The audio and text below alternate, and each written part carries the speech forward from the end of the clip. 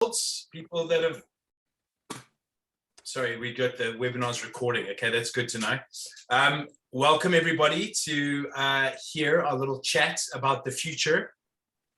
Okay, all things to do with money, alternative investments, and all the beautiful things that our panel's involved in.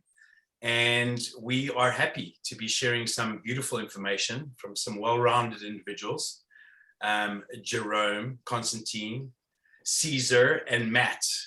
So we'll start off with some introductions. First, we have Caesar Bello, who I had the pleasure of talking with a moment ago, a little bit in preparation for this. He's a partner, research and portfolio management, and he's working with Corbin Capital Partners, LP, in the beautiful New York City. It's an independent alternative asset management firm that specializes in multi-strategy hedge fund and opportunistic credit investing.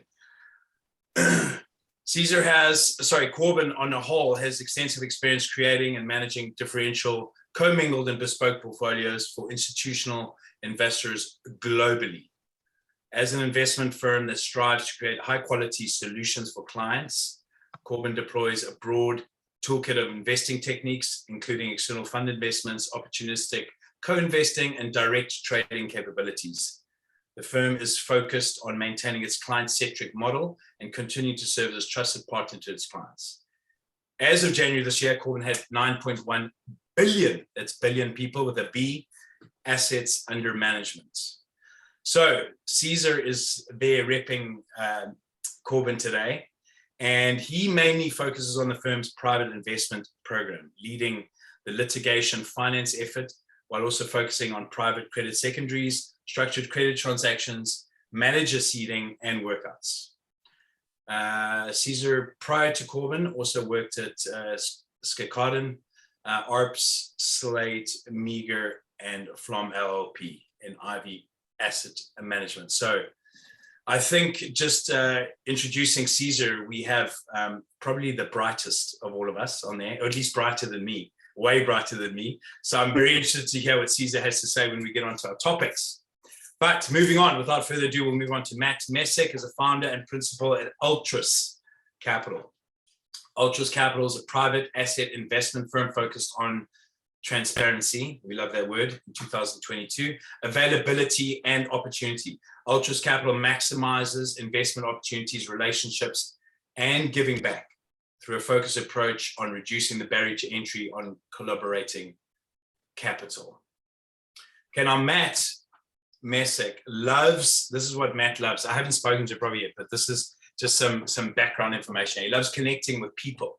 Okay, so he's a people guy who carry the same drive and passion as he possesses. And he came onto this panel with a bang before. So I'm sure he's got a lot of passion and drive, which we're going to find out about shortly. But don't let his 20-year experience within the technology industry space fool you. He is also intimately involved with the Valley Guardians charity, where he serves as a board member, who focuses on philanthropic assistance with children in the Valley of the Sun. So not only is he a nice guy, he does nice things. So Matt, we look forward to chatting with you. And last and certainly not least, the infamous Constantine and Jerome. Constantine Potamianis and Jerome Vogel, they're both co-founders and partners at their own firm called Vogel and Potamianis LLP. It's a boutique transactional law firm that advises clients in the area of fund formation, mergers, acquisitions, and general corporate and security matters. I always like to throw out the fun facts. I've done a couple of these things, and I love bringing up the fact that Constantine served in the U.S. Army, okay, as a systems analyst in the private sector. So considering the state of the world right now, Constantine is a good person to know. Not only does he have vast experience in real estate, funds, law, he has also served in the US Army, okay, and that's a very great attribute to have in this dangerous world we live in. Mr. Jerome Vogel is very passionate about writing, leadership, development, spiritual theology, and Lisa said golf, which he always beats me at. So I don't like to talk about the golf so much, but in 2019, I do like to talk about this. He released a book, his first book called The Gauntlet, 5 Keys for Unlocking Success in Leadership. And whether you want to be a leader or not, that is one book you should read. And I wouldn't say should read, you have to read. Put it on your to-read list. Okay, Jerome's book, The Gauntlet, 5 Keys for Unlocking Success in Leadership. Okay, gentlemen, without further ado, let's get going. We're going to run through a couple of topics and we'll just discuss them. Please feel free, Matt, Caesar, Jerome, Constantine, just to jump in like we've done in the past. If someone brings up a good topic, we'll just throw it around. And then when it dies out, we'll move on to the next topic. Great topics today. And I think we're just going to start right at the top, alternative investments. Hey, Matt. Hey, how you doing? Here he is. What's going on, mate? Okay, so alternative investments. Now, for the layman out there, I don't know who's watching the seminar, but for the layman out there, what is an alternative investment? Okay, simply put, supplemental strategies to traditional long only positions in stocks, bonds, and cash. Okay, so things like hedge funds, private capital, natural resources, real estate, and infrastructure. Those are kind of what alternative investments are. So without further ado, gentlemen, knowing what we're talking about, what is the current state of alternate investments? I'll open it to the floor. First question. Anyone want to jump in on that? Alternative investments, what is the current state of them? Worldwide, USA, wherever. What comes to any of your minds when you think about alternative investments, or what your clients are asking you, or where you're focusing your own funds in terms of alternative investments? Hey guys, I can speak for us. So Cool. I would say, you know, in a weird way, because it's caused a lot of pain in the real world, but COVID has been, the COVID years have been good for alternative investments. Stock market as a whole has done very well. A lot of that has to do with the government injecting a ton of liquidity into the system, right? And everybody kind of benefiting from that. So on the back of, I'd say, 2 really good years for hedge funds, it's kind of my world. You know, we're off to a rough start. The last, I'd say, you know, this year and the last couple of years, last couple of months of last year,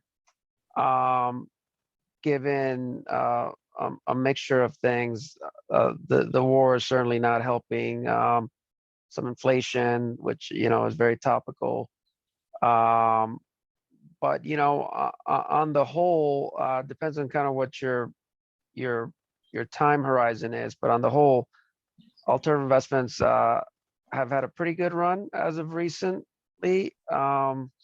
And, you know, within that, there's all kinds of strategies and sub-strategies, right? I mean, you know, there's credit, equity, you know, venture, all sorts. It's a pretty broad encompassing term. So it really kind of depends on what slice of the universe you're talking about there. You could have very different responses to the question. But yeah, maybe that's a good place to stop. Well, Caesar, just to front that then. So yes, it is a broader question on alternatives, but what is, in your mind, considering what's happening in the world, what is the current state of it? Are people leaning more towards one thing or another? Or is it just because of COVID, we're still in that sort of COVID phase where all different aspects of alternative investments are either strong or positive? Or is there some sort of a shift just because of what's going on in the world, or because of COVID, or because of the war? Yeah, I mean, I think generally what we're viewing across our managers is caution, right? So the net exposure has kind of come down across the board. You know, nobody wants to be fully risk on at a time with such uncertainty. People generally want to preserve a little powder to sort of be able to act as things unfold. That's not universal, but I think that's most of the sentiment.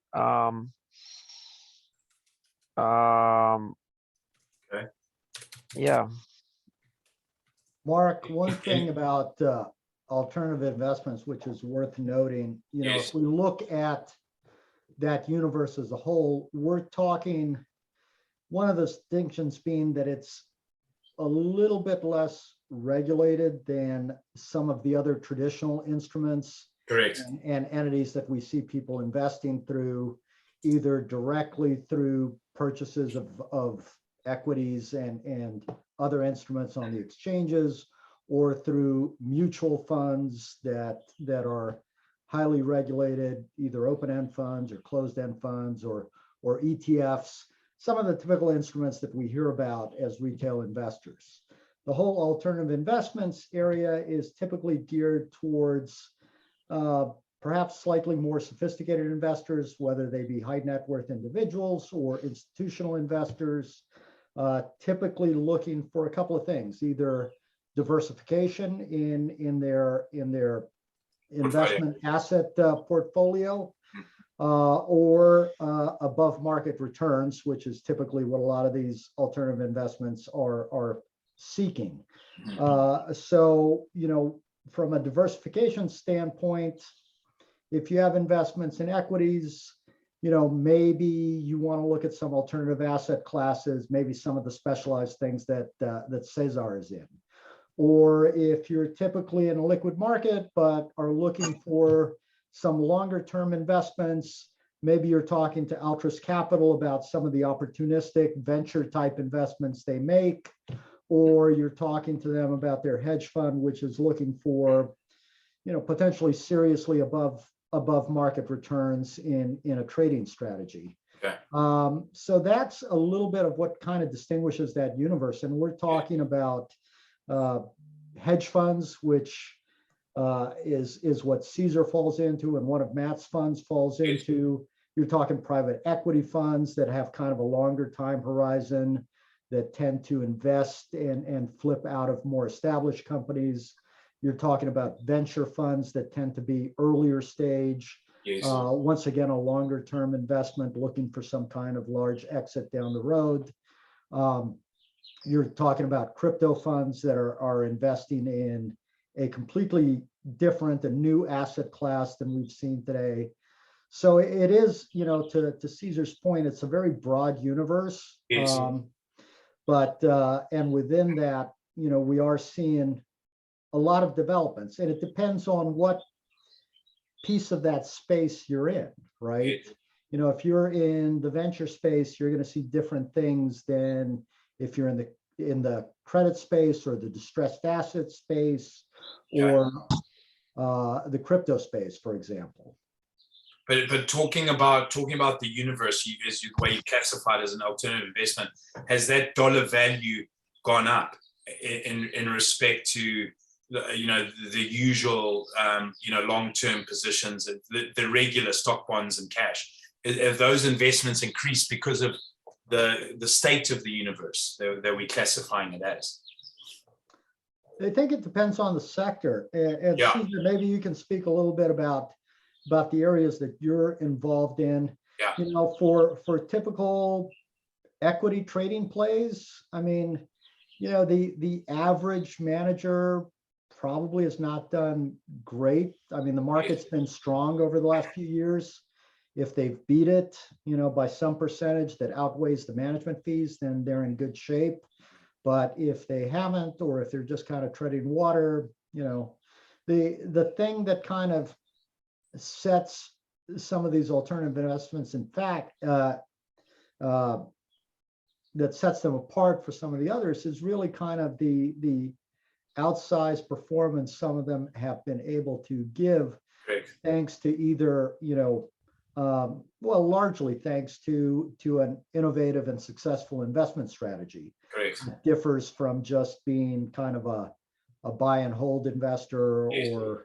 or working within the confines of a mutual fund or something along those lines.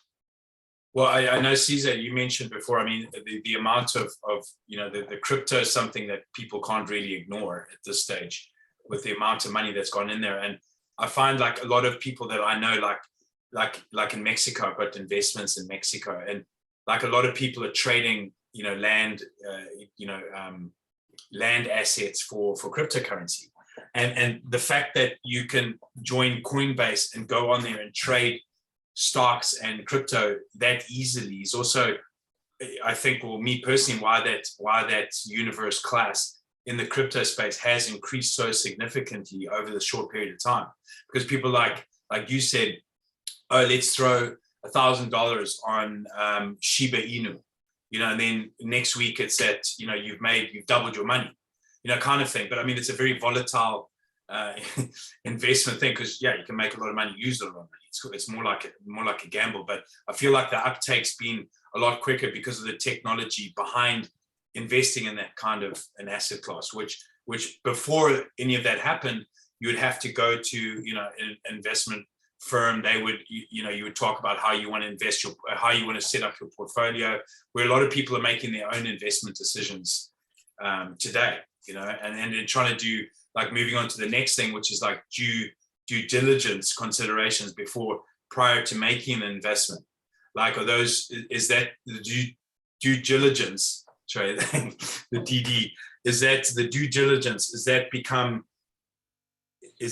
less manicured because people have a way easier way to sink into these assets, and they're not doing the due diligence, and that's why there are these volatile upswings and downswings of certain classes of investment. So, Mark, you bring up an interesting point, and Caesar and Matt can speak to this as well. But traditionally, the alternative asset investments were, for lack of a better term, more curated. It was a smaller audience. Correct. It was traditionally more sophisticated investors, whether they're high net worth or institutional investors, pension funds, all along those lines. I think the crypto world and the crypto markets are the first alternative investment class that has really kind of been born in the social media age. Correct. And I think there's a confluence of phenomena there that has led to its quick adoption and widespread adoption. It's easy to get the word out over social media. Now, is that good or bad? I mean, it moves trends. It's a phenomenon that we need to be aware of. I don't think it's going anywhere. But for the average investor going into this, it is a bit of a gamble. Whereas if you're approaching it from an alternative investment professional standpoint, you're looking at these factors and you're trying to understand trends in the marketplace and make astute investments and trades based on what you're seeing in that marketplace, and not based on the most recent social media post or whatever the case is. The same way, you would approach any traditional investment, be it a long short equity strategy or a distressed asset strategy. You're looking at the underlying fundamentals, and you're looking at the trends in the marketplace to make a play. The difference is you're making a play in the crypto markets, which is a brand new marketplace that is still largely unregulated, and as a result, that offers both risks but also tremendous opportunity. Correct. Matt, so I want to ask you a question. So in terms of your client base and that, with due diligence, when you're assessing whether to invest in a current asset, let's call it, among any sort of division, has your due diligence, has anything changed in that in 2022? Or are you still doing the fundamental financial records, past performance, that sort of stuff? Is there anything new that's come into diligence, due diligence, in terms of ascertaining an asset's value? Right. I think to maybe take it back a little bit, take a couple steps back. Yes. Is what we're seeing out there in the market, and obviously we're the miniature David to Caesar being the Goliath. Yes. In terms of what we do here at Altruist, and we're just really getting started over the course of the last year. So on our side, on the venture side of things, we're seeing a lot of activity and a lot of interest. And what I hear from a lot of people is that we make money in the market, but this market's not going to continue. And that really occurred a lot 6 months ago when the thing was at all-time highs. And sure, it's come down and given people some buying opportunity, but people still think it's going to be rough going forward here with all the things going on, and they would rather, have some money in some different places allocated, such as venture capital. So we've had a lot of interest there with people. We've no shortage of that. Our spaces where we've seen a lot has been, healthcare, fintech, say healthcare, fintech, and then alternative things. For example, we have a whiskey company that's just been, gonzo, and you'd never think of it. A needleless needle company. Yeah. Has recently came up, right? So you name it, there's no shortage of opportunities. And I just think it's people wanting to allocate the capital from the market into venture. As for the VC, I would say it's unique to us because we're seeing all kinds of different things. So it's made us much more focused than we ever were before. Sure, we're doing the basics, the financials, who are the people, what's their backgrounds, and all that. But we're turning down a lot, and it's not that they aren't good opportunities, because I think they are, but it's good, better, best, right? And what we want to do with our firm is really just try to select the best. And we're open about that, saying, hey, we may give up some good ones, but that's not what we're looking for. And at Ultras, sorry, Karen, Matt. Go ahead. I was going to say, so, and then pursuant to that, like the investment performance. So, like just studying real estate, like in Mexico, a lot of, as I mentioned before, I've got some real estate down there, but everything's is still done with like an ROI performance. It's like, what's the investment performance like on real estate has still always remained, okay, well, what's your return on investment? How much equity is actually being built over, whatever period doing your due diligence? Or if you're going to be a short-term rental, what's your ROI on that? Is that still a deciding factor for Ultras, like, scoping out things as the performance investment and going and actually studying that? And as much changed in the real estate realm where, it's pretty much been the same thing since land was first sold. It's like, well, how much is my land going to be worth in 5 years? Or, what return on investment am I getting? Right. Well, on the real estate side, my partner would have to be the one to speak to that, because that's his forte. But on the other deals, we're coming across people looking for. It used to be a year ago is, hey, how can I get my money back in less than 3 years? Because they were seeing the casino of the stock market and they were able to get it back pretty quickly. Now, which is good for us, people have taken a much longer term view, saying, hey, 3 to 5 years probably makes sense, because the short term things are where we may get burned. Okay. Yeah, and I want to pick up on something that Matt said in terms of people's reaction to the stock market dropping and looking for more uncorrelated assets. We hear that a lot and find that a lot, especially in times of a correction like this. So a lot of what I focus on in particular is litigation finance. That's a similarly sort of uncorrelated asset to the equity markets in particular. You're effectively helping to fund the case and take a position on the legal outcome of the case. You can do that in a bunch of different ways. But it's one example of many, whether it's more liquid venture stuff, real estate, hard assets that maybe are more attractive in an inflationary kind of period, of people effectively wanting to diversify away from just the straight equity market. Some of us already have a lot of exposure to the equity markets through our jobs, for example, right? Markets don't do well. Well, that's going to have some impact most likely on the performance of our funds, right? So, it's really creating a menu of options for the client, thinking about what they're looking for, what their duration and return expectations are, and trying to provide something that makes sense. Okay. So I guess that will lead in nicely to the next sort of topic, Caesar, which is like deal sourcing, like, actually going and looking out for these investments and tying in, like now with current events, Russia and world markets, deal sourcing, Russia and world markets. How do those two sink in now, knowing what's going on in the world, and then you trying to actually locate and find these investment opportunities? Or are they just presenting themselves because of the situation? Is this things happening differently, or because the world market, Russia, China, we all interlinked, and I think that's what's sort of been proven, is that how intricately attached we all are, almost like a natural ecosystem.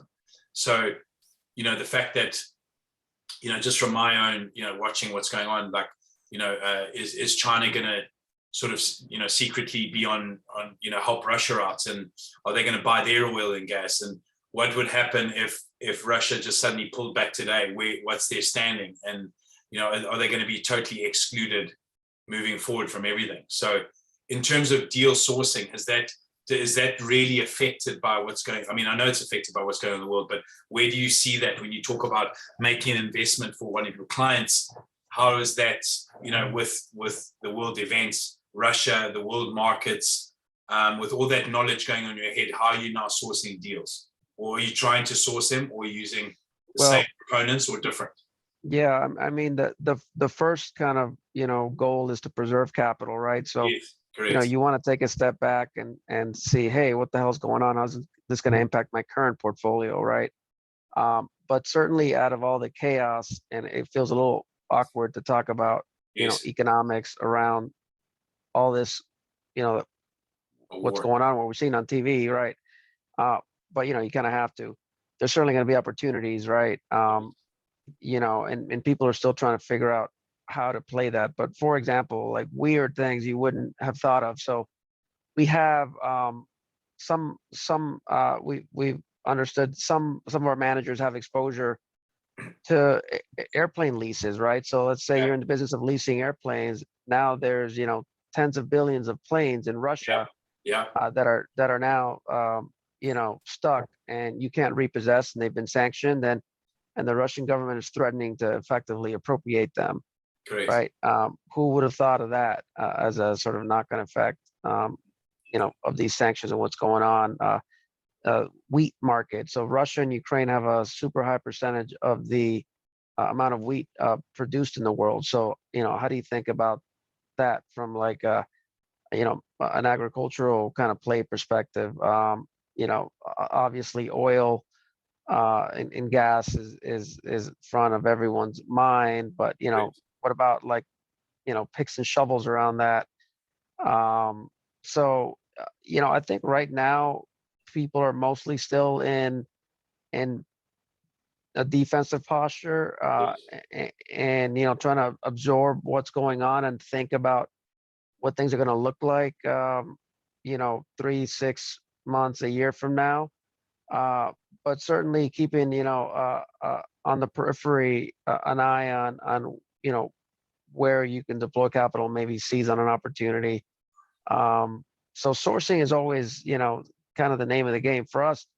We invest with over 60 hedge funds that are we think kind of best in class. Yeah. And they're always bringing us ideas, right? We don't always want to just give them money to do whatever they want. We want to sort of create a box and say, hey, we think you guys are really good in this vertical. Why don't you, tweak your strategy a bit, because we don't want this, we want that. Yeah. Find us these things and then come and talk to us. So we're in a pretty good seat where people are kind of bringing us ideas and we make a decision to allocate or not. But it's a lot of it is relationships. I've been around for a while, cultivating these manager relationships and broker relationships, and getting a lot of at bats. And to Matt's point, you don't really want to do a high percentage of the deals you see, because a lot of the stuff you see is great. Not great. Yeah. Yeah. And then and Jerome, I want to ask you a question. So with that, in terms of being a lawyer in this particular day and age, what do you find has shifted in your clients' requests, or are they asking you to find them different investment things or structure deals differently, or are people trying to? I mean, my whole thing was to try and, what it sort of teaches you is not to be reliant on anyone for, Right. in terms of, power or whatever. And I was pleasantly, as I said, I just listened to I was on a thing earlier prior to this meeting about this company, USolar, and how they really have, game changed the whole portable building, storing power for people. And it looks like the uptake is going to, it's going to get to a quite considerable amount of Americans that will be producing their own energy. Is that even something, what on the lawyer side, like, legal side, what's going on in your world in terms of, investments, or what are people coming to you for? Yeah, how's it shifted? I think even today I was talking with a really high level client that is looking at, hey, we want to look at a PE firm that has ESG considerations. And the reason why this is important, for example, is there was recently a deal done by Gibson Energy. They had a $750 million revolving credit facility, and the borrowing costs were linked to diversity of its board and workforce. Okay. You had Bridgestone had a $1.1 billion credit facility, interest rate based on ESG risk, ratings determined by independent ratings. So I think ESG has really made a huge play. It's affecting business. It's affecting, and it can't be like a greenwashing deal where where it's a fake. There's got to be a legitimate, ESG interest in the deal. And I think that is leading to, because the investors, a lot of them are demanding it, kind of the different constituencies and public is kind of demanding it. So I think that those kind of plays are very important. Like I said, I just had somebody today asking me, hey, can you find a PE firm that has this particular ESG interest? And so I think that is something that I'm definitely seeing on the legal side. The other side too is Jerome, maybe also explain to our audience, for anybody that's not familiar, what ESG is and why that's come up over the last couple of years. That's the environmental, right, Jay? Environmental, social governance, correct? Exactly. No, and is that increasing more when you talk about it now? Is that not more people are asking for that, right? It's basically environmental social governance is increasing, whether it's a business that has that play or it's a startup, whatever the case may be. But having I think it has to be real. It can't be just like an add-on. It's got to be part of the fabric of the company and part of the story. I think that's a big play.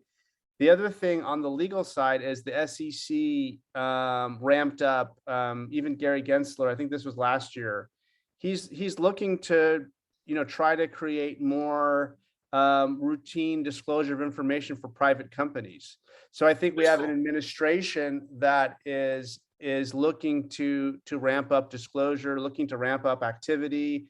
The National Venture Capital Association is a lobby organization that's trying to push back on this. So I think that's something that we're looking at. I think obviously there's a lot of antitrust with the large tech companies that's filtering down, to tech plays as well in terms of the acquisition market. So I think you have an active administration. You also have, as Caesar and Matt have mentioned, you've got world markets that are changing. You've talked about this defensive posture. The last thing I'll just say too is with inflation, I was talking to a fund manager yesterday. The last thing I'll say, there's people getting into alternative investments who never did before because they're just realizing the value of their dollar based on inflation warrants a different approach. So I think that there is more money coming into these plays because of the current state of affairs as well. So it creates more opportunity.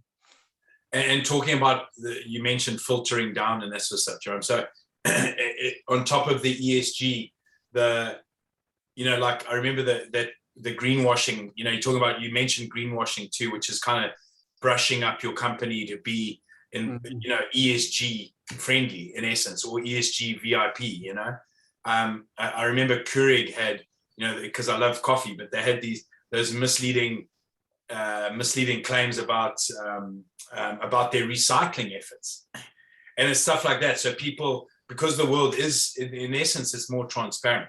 So when it comes to the ESG stuff, people asking those things, it's also, you can actually find out whether, because there's still a lot of greenwashing going on. People saying, oh, this is, the whole organic thing really gets me, because, I've been involved in shipping turmeric from Fiji, and all the American customers were like, yeah, it's got to be, organic, and you got to go to the 5-year conversion and stuff. But in Fiji, it's only classified organic here because it needs to be classified organic.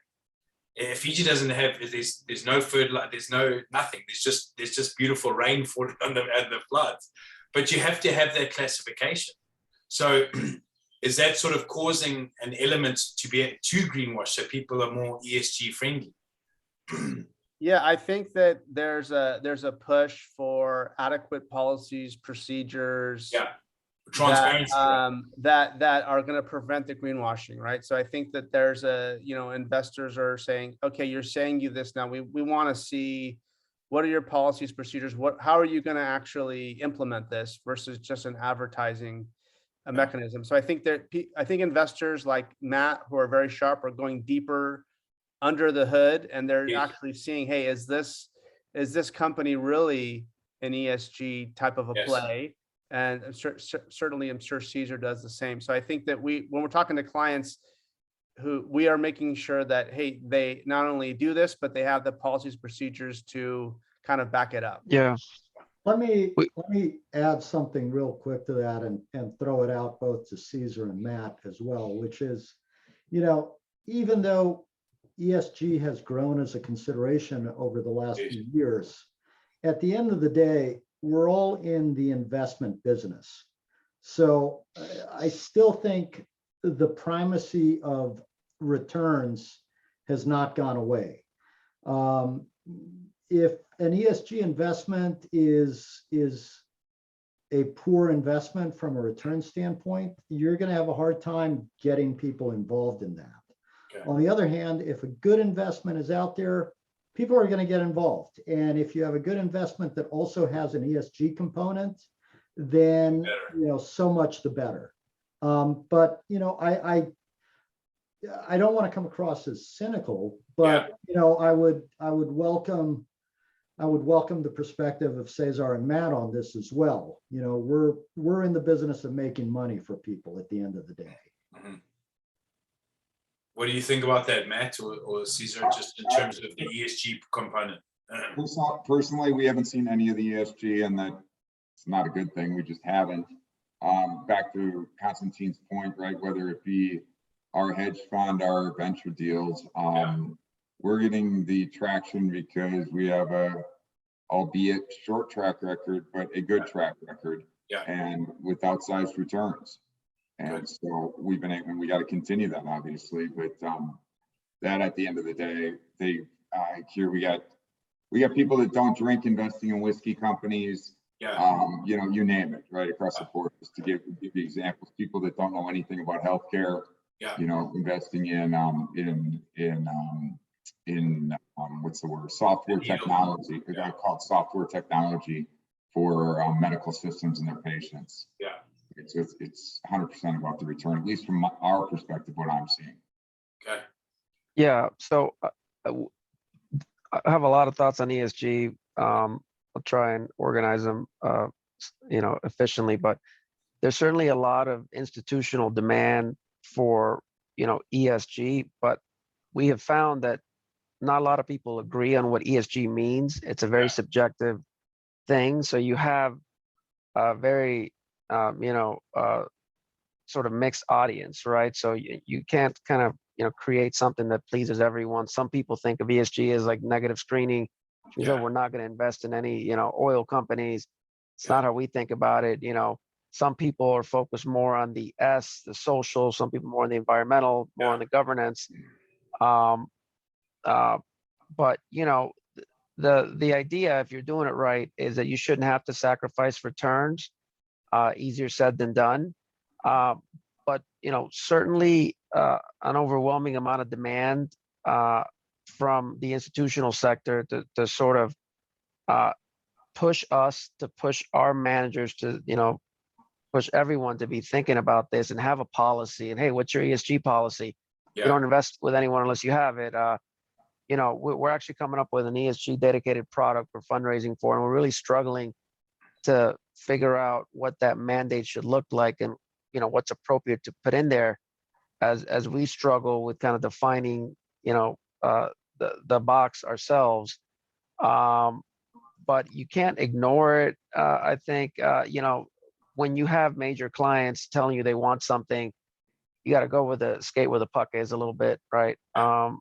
And it's not going anywhere. You know, but certainly there's a lot of the greenwash nonsense. And to your point Yeah. about organic, there's a Please. lot of incentives to slap the organic label on something, because you can get such a premium over it. You know, we did a CBD deal a Yeah. while back, and as part of that diligence, you kind of unearthed that, you know, 80 something percent of, you know, things labeled organic in particular sectors didn't meet the full criteria. They just, you know, the True. incentives are so high for people to sort of say they did or make it look Great. like they did, right? So Great. I think it's kind of like the second inning of that whole space, and you know it's going to change a lot, and people are going to make a lot of mistakes and have very different opinions. It's going to take a while to sort of, you know, normalize kind of what's appropriate and you know what's investable. You know.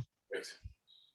I appreciate those thoughts, Caesar. I think, yeah, I think that, you know, I think just having discussed all that, I think that, yeah, that was our final point. I think having discussed all of that, I think, you know, ultimately in the universe, if you want to call it that, there are these constant, you know, things that you have to deal with. That's just life. But I mean, I would like to leave on a note that will help our viewers feel better about any situation they're in.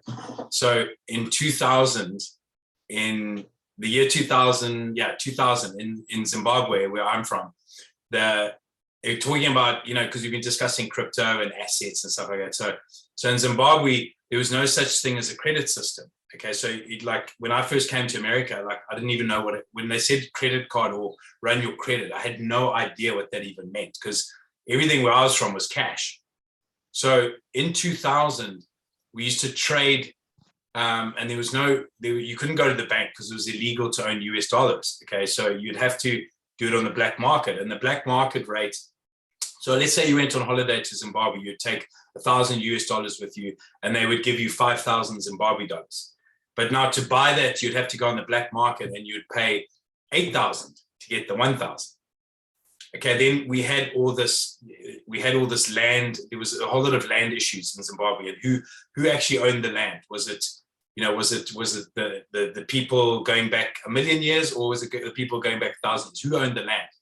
And I'd just like to add that most wars today are fought about land. But anyway, the point being is that in Zimbabwe, over the next 3 years till 2003, we increased from about an average of about 15% inflation at the time to, we actually ended up having, and you can look it up, we had 500 million% inflation. So we had $1 trillion notes. So I always think that, yeah, when you're discussing these things, you know, we talk about monetary and policy and investment. It's so funny because, you know, if you did have a mortgage at that stage, you know, your mortgage went from $5,000 a month to a couple of cents, you know, or whatever it was. But it was just interesting to see. And even though the whole country collapsed monetarily, everyone still, you know, kept on doing their thing, going on the land. And that's the crux of it all, is that we have this, you know, we've got the earth, and then everything else that happens above is all these crazy things where we're trying to, you know, you sell something and then, you got to invest the money, otherwise, you know, to get a return, because you sell your asset and you're like, well, cracky, what am I going to do with the money now? You know, so it's just an interesting phenomenon that we deal with on all of these things. And I just want to say thank you to all you guys for your thoughts on alternative investments and, you know, due diligence, deal sourcing, all those things that help our viewers hopefully, you know, put their money in the right places. And yeah, if you've got if you're having any sort of, should I go this way or that way, you can get hold of Matt or Caesar or Jerome or Constantine. and you can just get hold of me for a chat. But the other guys, if you want to be a bit more serious. So yeah, I think Jerome, we can. I think what I want to do is open it up to some questions. Yeah, do you Any see the questions Q&A in the here? audience?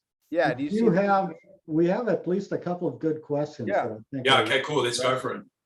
Go for Uh, it. Constantine. I'll read off one of the questions. It says, you've mentioned the alternative asset investors are more sophisticated, often high net worth individuals. What tips do you have for a first-time fund manager trying to secure these types of LPs, limited partners, besides warm introductions? So let me first answer that by saying it's hard for a first-time fund manager to get unknown LPs into a fund, right? Because you're basically going off a premise. You're saying, I think I can do this, and therefore you should invest with me. Unless you have some kind of, separate track record, if you're coming out from another fund that you've managed for a number of years and you're breaking off on your own or whatever the case may be.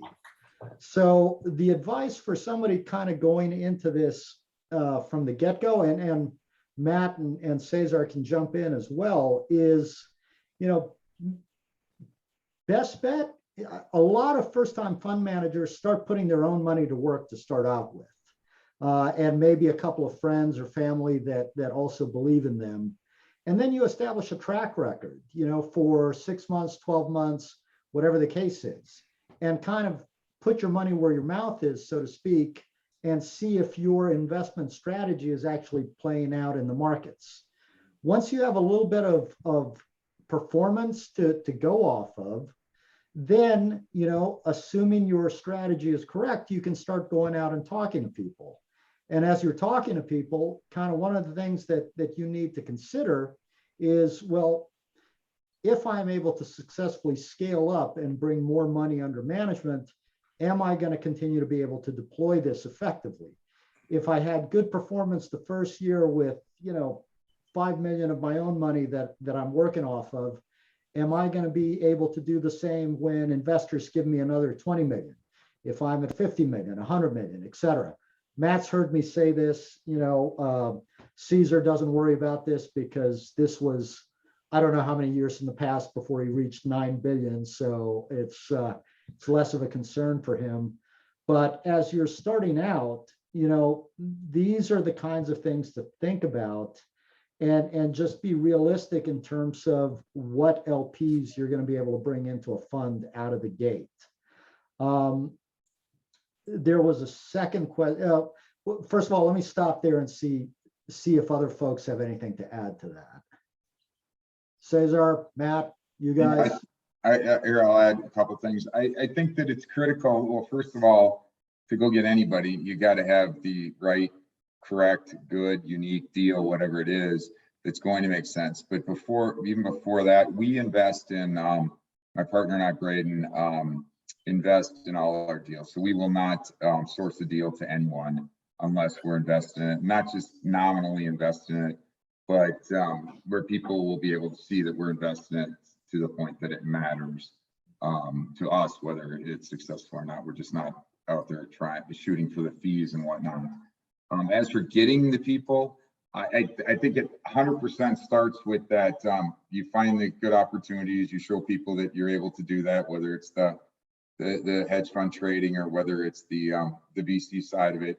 And then what we've had a lot of success of doing is getting these people together, whether, going and playing golf, various things, happy hours, just getting them involved in our charity and having them come to the charity and meeting different people. And where I sense that we get a predominant number of our investors, it's our investors talking to other people, and the next thing you know, they're calling and they're saying they know so-and-so who invests with us, and they know about everything about the firm at that point in time, because our current investors have done a good job of sharing that. So I think that, if I look back on it, is how we've built our investor base, and I don't see it necessarily changing for a while. Okay. Constantine, you want to bring up that other question from Joey? Sure. Or that other mention about the 4-year 500%? Right. An example. The other, another question we have is, would pay back within 4 years and a 500+% return for an alternative asset fund in a space people are passionate about be considered good? Yes. I don't think there's any answer besides yes on Nothing that. wrong with that. I guess, I think if you can do a 500% return in 4 years, yeah, that's absolutely great. That's not good, that's great. So you should be very proud of that if that's something you can achieve. And I think, I'll speak to, Matt will say this, Caesar will say this. If you can get returns like that, you're already on the way to superstardom.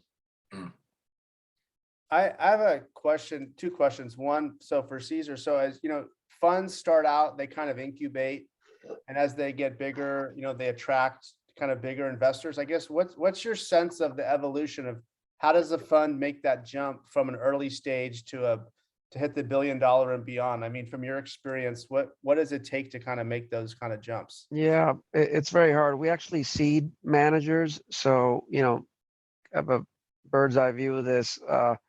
So one example that's live, that's something we're dealing with right now. So a guy and a gal do well at a big fund. They spin out. They want to do their own thing. They need to raise money.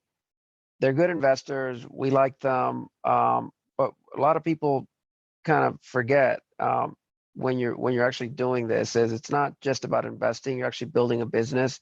So you need to think about fundraising, operations. There's a lot of ways to fall down, irrespective of the investment aspect. And some people realize when they're doing that actually I just like the investing part. I don't like talking to people and trying to fundraise. I don't like dealing with the back office stuff. So most fail, frankly, right? It's really hard to get past that inflection point where you're $1 billion fund. But scaling is hard, right? Finding the right team. Are you willing to sort of front a lot of the costs yourself for the first couple of years, bet on yourself, and take less money or make no money for that call option, right? Because if it works, it's going to work fantastically well, given the sort of traditional fee models these businesses charge. But it's not easy, and a lot of people go into it not understanding all of the different variables to success. Let me add one thing to that, because you bring up a great point, Cesar, and I'll let Matt put in his 2 cents worth at the end of this if he feels it's warranted. But we as a law firm, and as also people that have been involved in the investment sector, separate from the legal side, we kind of take a different approach when we help our clients set up a fund. And I think we're much more involved than the typical firm that will, produce a set of documents and hand it off to you and say, well, knock yourselves out. We really kind of work hand in hand with our clients to not only produce, a solid set of agreements and structures to allow them to take their fund forward, but we really kind of try to help walk them through the partners that they will need to succeed. For a typical hedge fund, you're talking the prime broker, you're talking the fund administrator, you're talking the accountant and auditor. And a lot of firms will say, okay, here's a list of 3 people that we've worked with, give them a call and knock yourself out, and see where you go. We actually take an active role, and we'll call the fund administrators. We'll screen them. We'll talk to them, try to find the right person that's appropriate for this particular client. We'll talk to the prime brokers and figure out, based on the investment strategy, who do we think is right for our client. Ultimately, the client makes the decision because they're going to be the partner working with that service provider.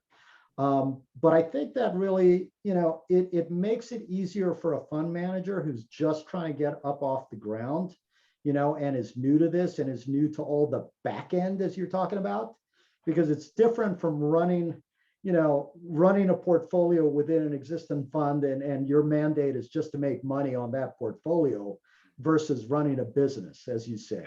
and all the aspects that go to that. So we try to make it a little easier on people. I don't know if they agree with us or not. What do you think, Matt? Well, I'm gonna give an answer and you're gonna owe me about 50 billable hours. Okay? No, and here, but it's exactly real fast what Constantine said. You know, when we got into it, it's I want to go get my ad bill right now because it's the prime broker, it's the fund administrator, it's the tax, it's all of it. But I'll tell you what, I wouldn't have got through it without Constantine and Jerome side by side talking to these people with me, and then ultimately, yes, making a decision who we're going to feel comfortable working with. And equally important, who we're going to feel comfortable because they're an extension of our team. Ultimately, you know, they're what our investors are going to see, and can our toughest investor be comfortable with these people? Was really a deciding factor when you go there. I mean, we call our investors partners because they really are partners in what we're doing because we're invested in the same things that they're in. But I also think that the other advantage to what you guys did, Constantine and Jerome, and I'm not sure if we understood it was an advantage when we initially got into it, but by doing this and working with these people with us, we also were able to get Constantine and Jerome to multiple activities where we had other investors there, and it's credibility immediately when someone starts asking a question about a fund administrator or whatnot. Yes, I know what I know, but these guys obviously know 10x of what I know about it, and it brings further credibility that not only have we hired a good law firm and people that understand what the hell they're doing, but then in turn we were able to get, you know, quality partners in these facilities that will be working with our investment partners. So that's a true statement.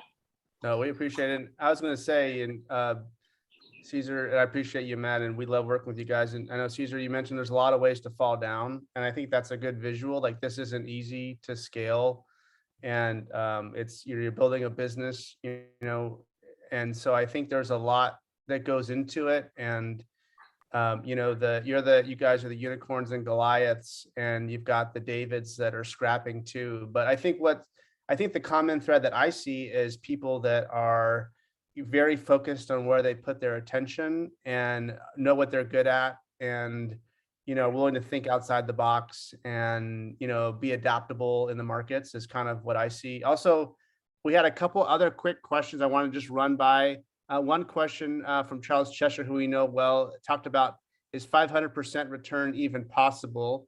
He also said, what can we expect in this market with traditional investing? For example, is a 5 to 10% return decent with our financial planner in this market? What do you guys think about those two questions? Well, Constantine, on the first one, I think Charles was saying in the first four, if I put 100 grand in the first 4 years, I'm going to get my money back.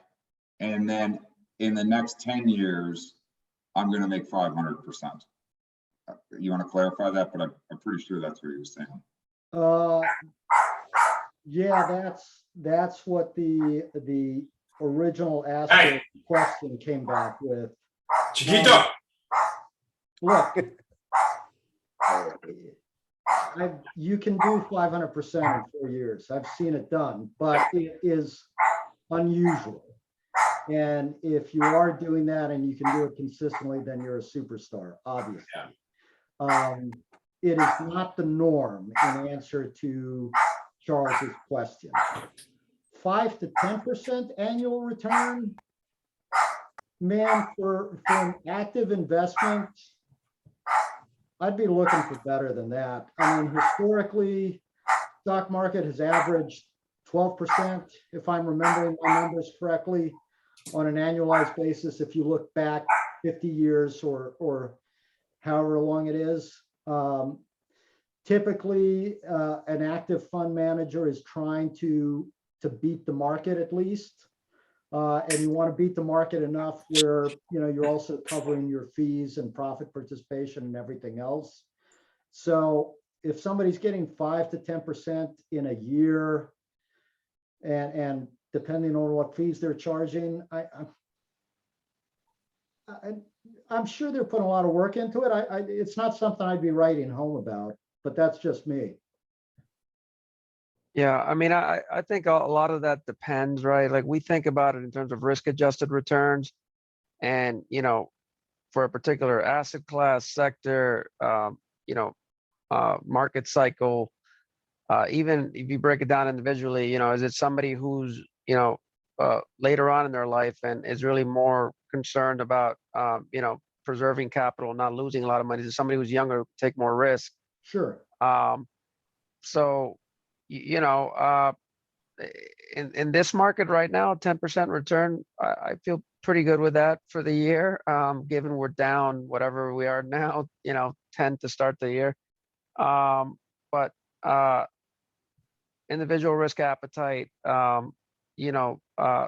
risk adjusted, meaning for context, if I'm making a loan and it's backed by a bunch of hard assets, Yeah. I've got a lot of collateral underneath it, that's a very different bet to take than, a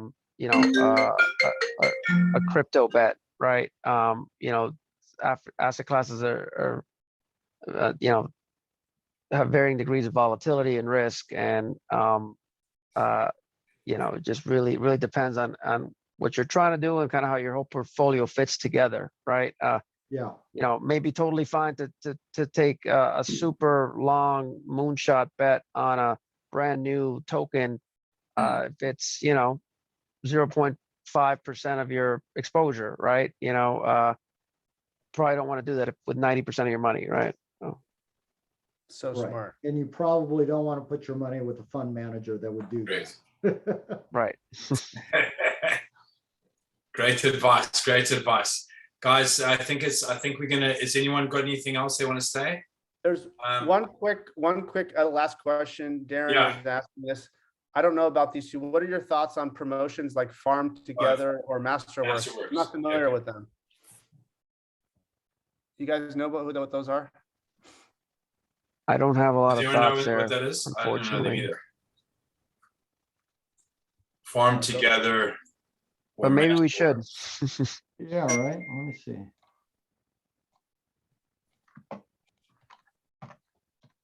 That was from Darren. Oh, interesting. I see it.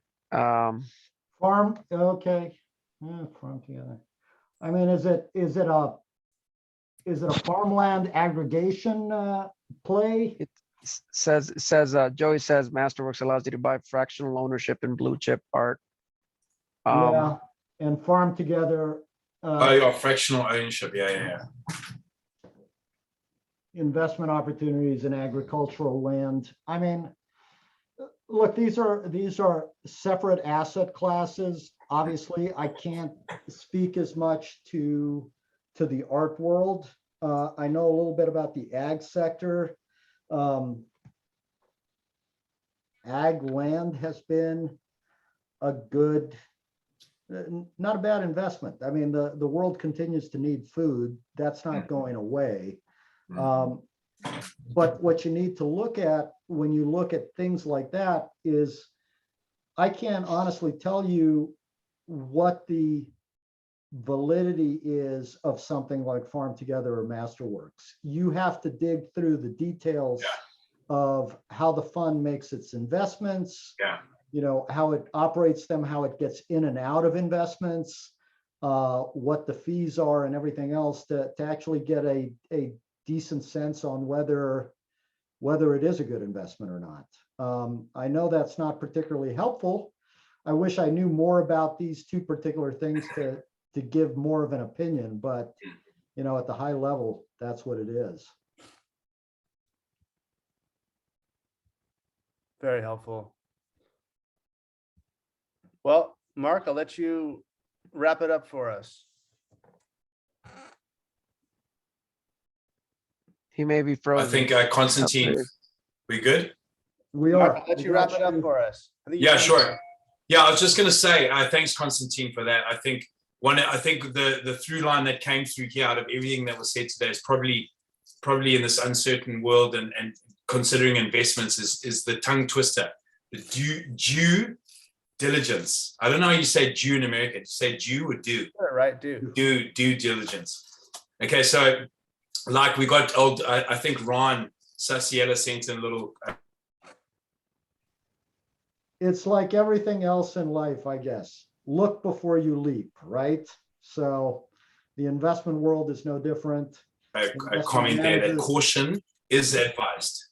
Correct, correct. But Constantine, but caution is advised because the world's proportion of scammers has also ballooned.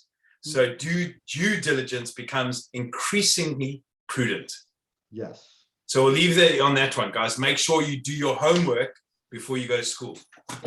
And I just want to thank everyone. I want to thank both Jerome and Constantine from FNP. I want to thank Cesar in New York. I want to thank you, Matt, and for all your expertise and time and knowledge today. I know that everyone watching would have got something awesome out of it, and I just want to thank you from my behalf for sharing your thoughts and visions.